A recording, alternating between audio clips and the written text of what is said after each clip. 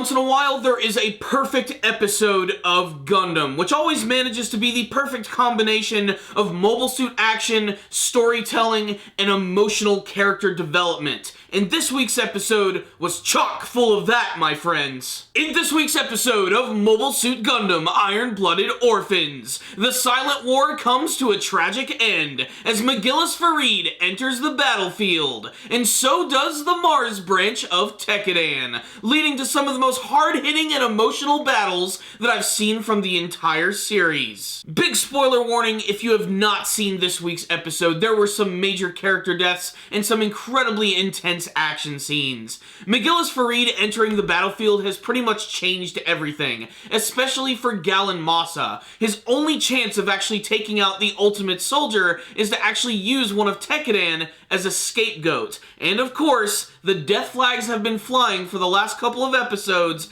and Aston meets his maker in this episode. And what's really messed up about it is that it's McGillis Farid who ultimately is the one who kills him. McGillis Farid, who is technically still connected to Tekkadan. This is going to be something that I think is going to be very hard for Takaki to get over, and his death scene really hurt. Big time, especially because Aston had finally found a family, people that he could call his friends. He actually saw this as a weakness. To him, being human debris meant killing all of your emotions, and he wished that he had never met Takaki and his sister Fuka, because in a way, it gave him false hope. The minute he gave into his emotions, he was killed. The scene is made all the more intense because Aston doesn't just go down immediately. He actually uses his landman Rhodey and grabs on to McGillis' Gray's Ritter so that Galen Massa and his group can come in and finish the job. But before they can, the Gundam Barbatos arrives. Galen and his group retreat, but they're not going to be able to run for long. Back at Tekkadan's Earth branch, both Eugene and Akihiro have decided to confront Radice on all of the underhanded dealings that he's had with Galen Massa. They clearly know this guy is guilty, and throughout the entire episode, Radice is trying to clean up his mess, but really, it's only a matter of time before his execution. And Akihiro, by the way, is absolutely pissed off. When he learns of Aston's death,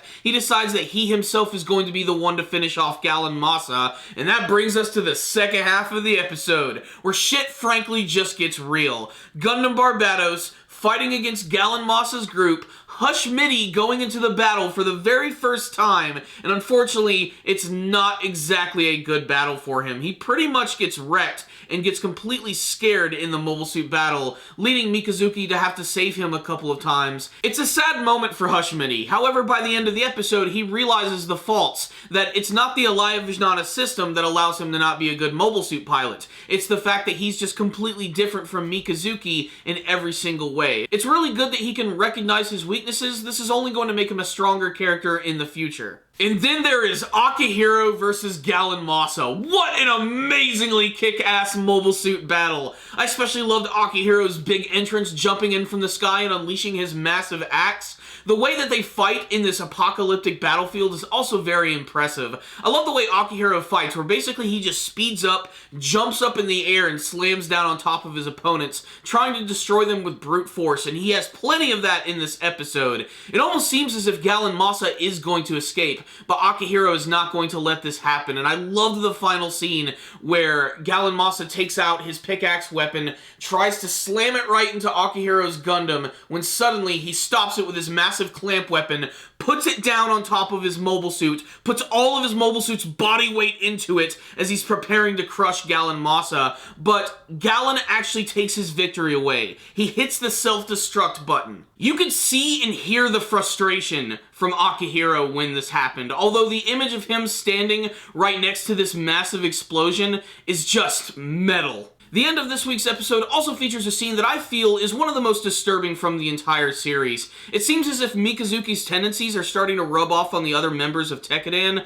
Takaki in particular. You see, the group on Earth are trying to figure out what to do with Mr. Radice, and Mikazuki of course says, let's just execute his ass, he betrayed Tekkadan. But Takaki, who is now the leader of the Earth branch, decides that he's going to take it upon himself, and he listens to Radice, even though everything he says is all bullshit, and he just coldly executes him right there. It is a hardcore scene. The death of Aston has completely changed Takaki, and when he returns home to his sister, both he and her break down when she realizes that Aston is no longer going to be coming home. So what's the rundown on this week's episode of Iron-Blooded Orphans? Great emotional moments and some of the best mobile suit action that I've seen from the series. The Landman Rhodey battle at the beginning was fantastic. The way they make those things move around the forest is great, and the fact that McGillis Farid was actually pushed back that much is a testament to the skill of Aston and Takaki. What is most disturbing to me, however, is the fact that McGillis Farid is the one that killed Aston, and he's still working with Tekkadan, being protected by Mikazuki. That is a really strange moment. I'm still not sure if I trust McGillis Farid. What I will say is I definitely don't trust Rustal. He is one hell of an underhanded villain by throwing Galen Massa into this mix and having him manipulate all of these events, including messing with one of the higher-ups in the Earth branch of Tekkadan. Seeing that all come to a head in this episode was frankly just poetic justice in many ways, but it's also disturbing. You can see that Takaki is starting to go down a very dark path, and that can only lead to one thing: more death. That being said, this week's episode of Mobile Suit Gundam is certainly going to satiate your need for action. It was action-packed from beginning to end. My favorite action scene from this episode, without a doubt, was watching Akihiro battle against Galen Massa. Just so hard-hitting, so emotional, so raw. It's exactly what I wanted to see from his character, and again, solidifies that Akihiro is my favorite character from the series. Space Guts continues to be completely badass. If I had a top 5 favorite episodes from the series, this would definitely make it within that list. It was that good. So check it out, Gundam fans. You'll definitely see something you like. If any of you did watch this week's episode, make sure to tell me what you thought about it in the comment section below. Were you saddened by the death of Aston? Did you have a favorite action scene from this episode? What do you want to see from the rest of Iron-Blooded Orphans? Please tell me in the comment section below. Thank you guys so much for watching this review. Make sure to subscribe to the channel, leave me a comment or two, and if you liked the review, please give it a like.